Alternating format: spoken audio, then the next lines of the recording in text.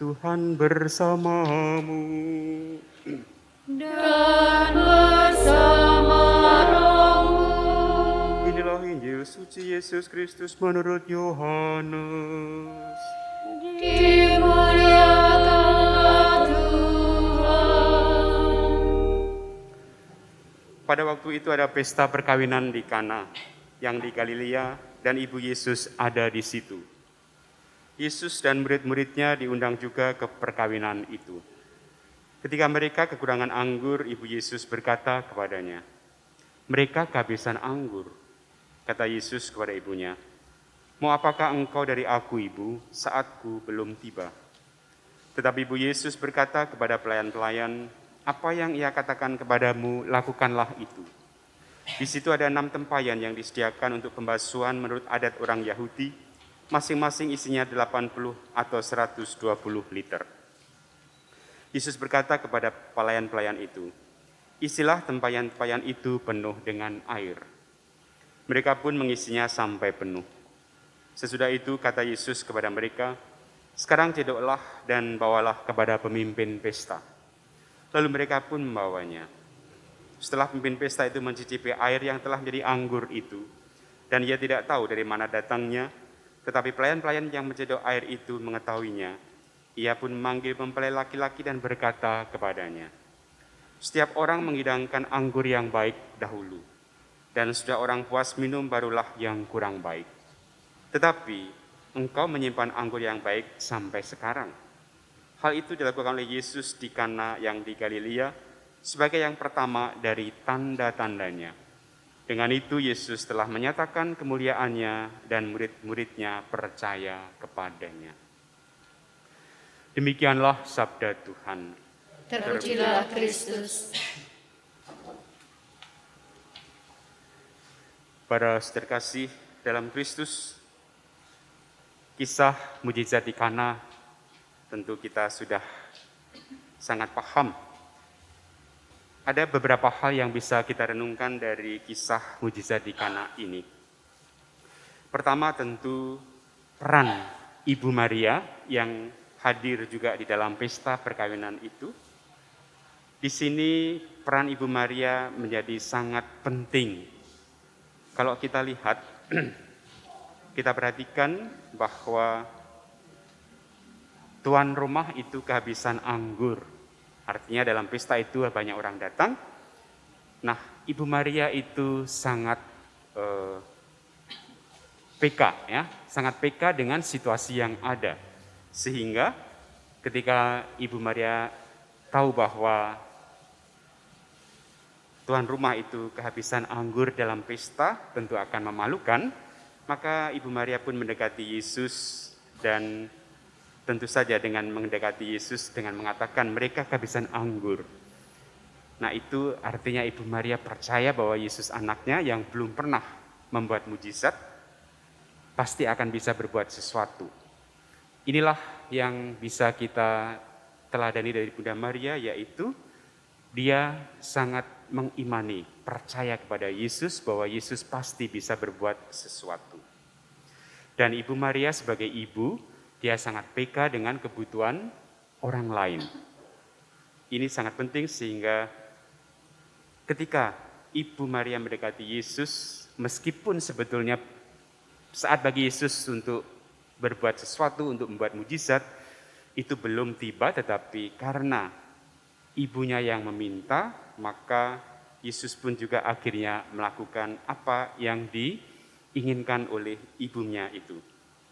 Nah, di situ Ibu Maria juga langsung mengatakan kepada para pelayan, apa yang ia katakan kepadamu, lakukanlah itu. Jadi kepercayaan Ibu Maria sangat besar kepada Yesus yang pasti akan bisa berbuat sesuatu. Dan Yesus pun lalu memerintahkan para pelayan untuk mengisi tempayan-tempayan penuh dengan air, dan akhirnya Yesus mengubah air itu menjadi anggur. Dengan demikian lalu tuan rumah itu tidak mendapat malu, tetapi dia pun lalu bisa melanjutkan pesta. Bahkan kemudian ketika pelayan itu memberikan air yang sudah menjadi anggur kepada para kepada pemimpin pesta memang lalu kaget ya. Karena memang anggur yang dibuat oleh Yesus itu ternyata sangat enak, melebihi dari anggur yang sudah disediakan untuk pesta itu. Nah, disinilah tentu kita menyadari bahwa Yesus memang berkuasa untuk membuat mujizat. Dan juga yang penting peran Bunda Maria di sini adalah mengantarkan orang untuk juga sampai kepada Yesus, dan juga yang harusnya belum tiba saatnya tetapi karena permintaan Bunda Maria maka mujizat itu terjadi. Kita bisa belajar dari kisah ini bagaimana peran Bunda Maria dalam hidup kita. Ibu Maria yang sangat peka dengan situasi sekitar, dengan situasi kita semua anak-anaknya, maka Ibu Maria juga pasti akan menolong kita. Maka sangat tepat ketika kita juga memohon kepada Bunda Maria untuk menyampaikan permohonan kita kepada Yesus. Dan peran Bunda Maria ketika sebetulnya belum saatnya kita diberikan rahmat itu, tetapi karena peran Bunda Maria lalu Yesus pun juga akan mengabulkan permohonan kita. Santo Ignatius Loyola di dalam buku latihan rohani, dalam retret, dia mengajarkan kepada kita bahwa kalau ada permohonan yang penting, itu selalu Ignatius mengajak kita untuk berdoa 3 kali, 3 macam. Ya. Yaitu pertama kita menghadap Bunda Maria untuk memohonkan permohonan yang penting itu, dan mohon supaya Bunda Maria mengantarkan permohonan kita itu kepada Yesus putranya. Lalu doa Salam Maria. Kemudian langkah yang kedua itu kita bersama dengan Bunda Maria kita menghadap Yesus. Dan kita mohon kepada Yesus agar mengantarkan permohonan kita itu kepada Allah Bapa. Kita tahu Yesus adalah pengantara kita kepada Allah Bapa. Lalu langkah yang ketiga, bersama dengan Bunda Maria dan Yesus, kita menghadap Bapa di surga. Lalu di situ kita memohon supaya Allah Bapa berkenan untuk mengabulkan permohonan kita yang kita sampaikan melalui Bunda Maria, lalu juga melalui Yesus sebagai pengantara kita. Maka di sini ada 3 langkah.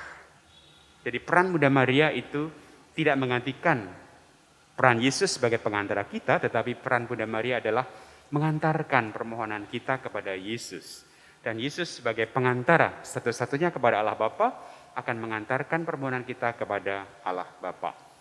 Maka peran Bunda Maria juga tetap sangat penting di dalam hidup kita, karena Bunda Maria itu yang sangat dekat dengan Yesus, pasti juga akan menyampaikan permohonan kita kepada Yesus.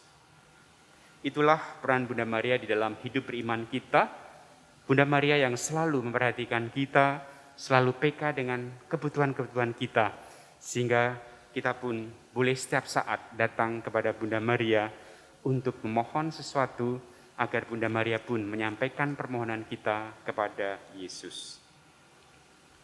Dengan demikian menjadi sangat jelas peran Bunda Maria, kedudukan Bunda Maria dalam gereja, dan Bunda Maria tentu adalah Bunda kita semuanya.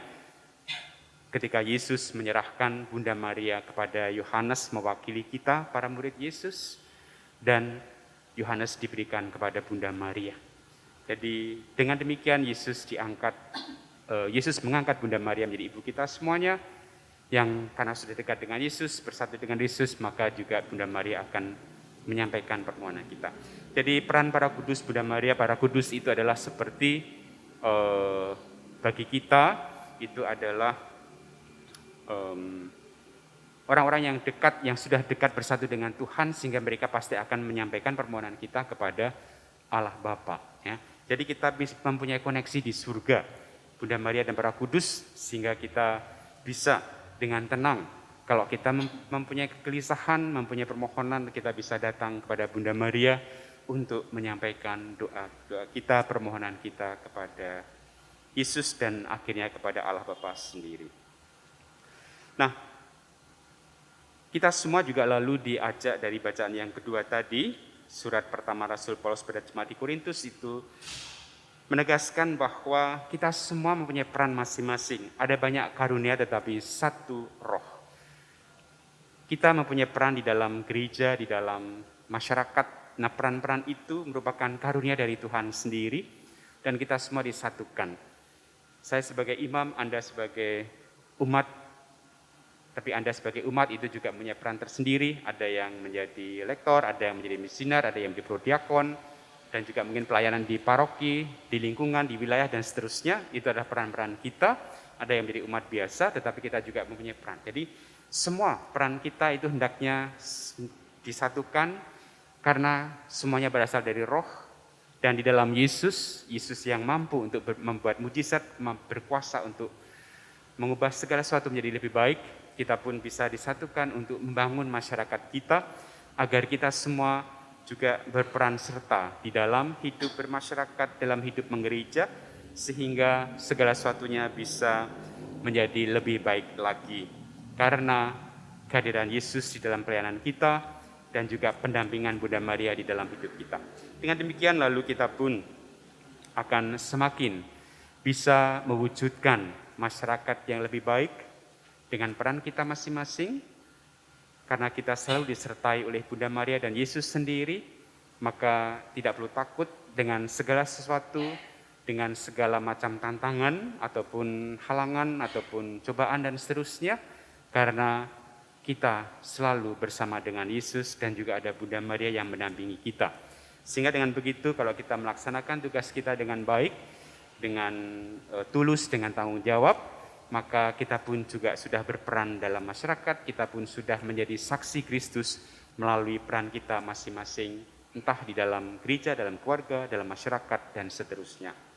Maka malah kita merahmat Tuhan agar dengan pengantaraan dan doa-doa Bunda Maria, dan juga dengan pengantaraan Yesus, kita pun semakin dikuatkan, diteguhkan di dalam pelayanan kita, dan kita pun semakin bisa membangun masyarakat menjadi lebih baik lagi. Apalagi di tengah-tengah situasi pandemi yang masih berjalan, kita pun juga tetap bisa menyumbangkan sesuatu agar kita bisa segera terbebas dari pandemi ini, dan kita pun bisa, sementara itu juga kita bisa saling mendukung, saling menolong di dalam hidup bermasyarakat. Semoga Tuhan memberkati kita semuanya. Amin.